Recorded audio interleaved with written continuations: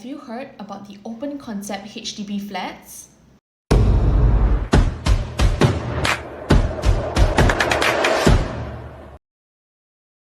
Hi guys, I'm Janice here from Place to Call Home, and today I'm here to talk about this piece of news over here where HDB will be offering new open concept white flats in the Kallang-Whampoa area in October this year.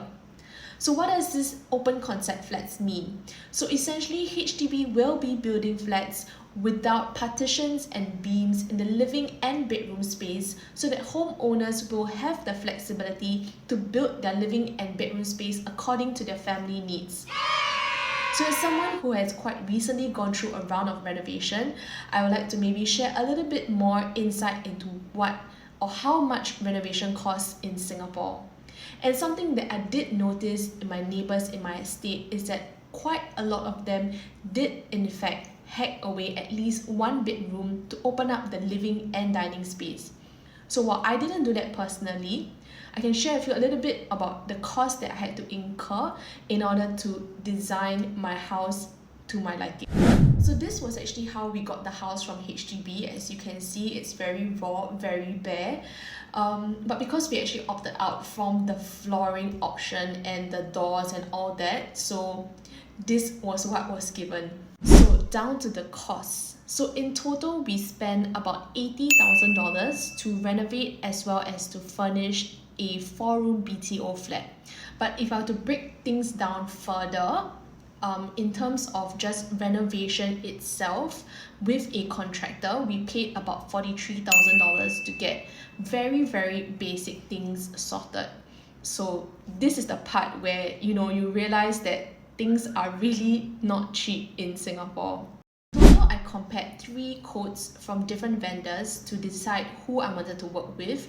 One was from an ID and she quoted us something between 70 to 80,000 for just renovation works alone, which I felt was a little bit steep considering that we still need to factor in extra budget for furnishing and other electrical works. Another quote I got was from an ID/contractor, so they quoted us about 50 to 60,000.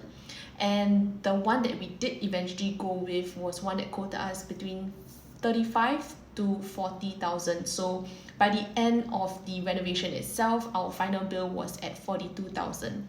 So to break down on cost, as you can see over here, we did actually end up removing the yard window as well as doors. So because I do have a pet, we wanted our dog to be able to have access between the kitchen and the yard area, which is actually her potty area.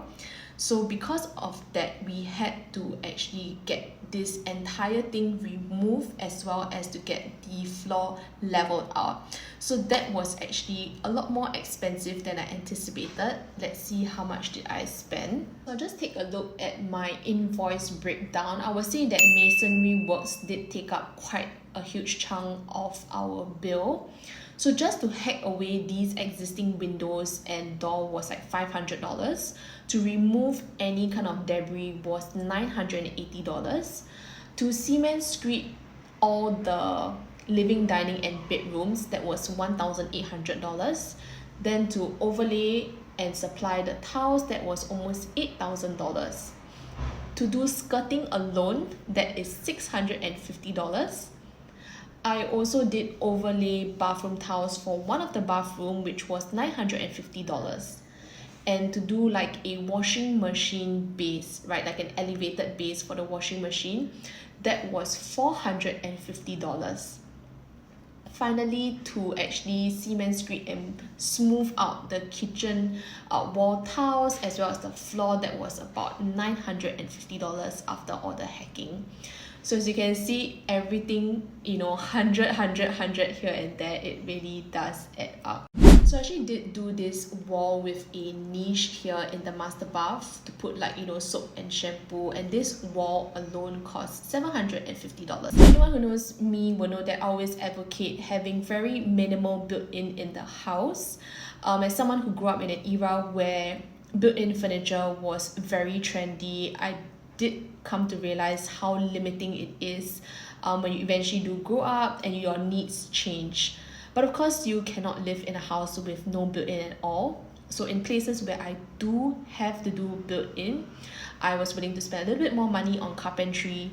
So for the kitchen, as an example, this is where we spent about $5,300 to do up the top and bottom cabinets as well as the sintered stone that you see here.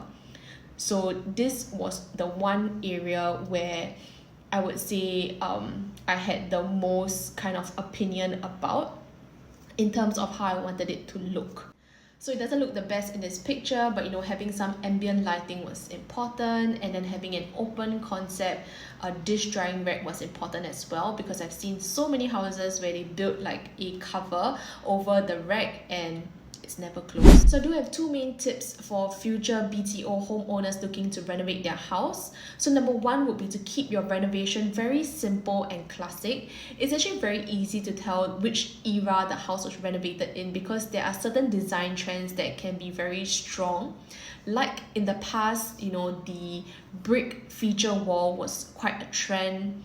Terrazzo tiles. What else do we see a lot of? The industrial look with the cement screed floors and then the exposed pipes. That was all the trend back then. Okay, so now we're seeing a lot more of like the fluted wooden panels, the lime wash walls, the curved arches and walls. So that's all like quite trendy right now. But if you keep your house very classic and simple, your future buyer will have less things to renovate and remove. At the same time, if you want to change things up, you can always do that with furniture instead, like changing up your couch or your dining table, and that can really like change and elevate the look of the house. So my second tip would be to do minimal built-in. So no platform beds, no crazy storage here and there. And in places where you do have to do built-in, then to invest in good carpentry as well as good materials so that they can last longer. I hope that you guys found this interesting or useful, and I really would love to hear your thoughts in terms of what you actually put into consideration when renovating your house, and also what you guys think about this new open concept HDB flats. Thank you so much for watching, and I'll see you in the next one. Bye!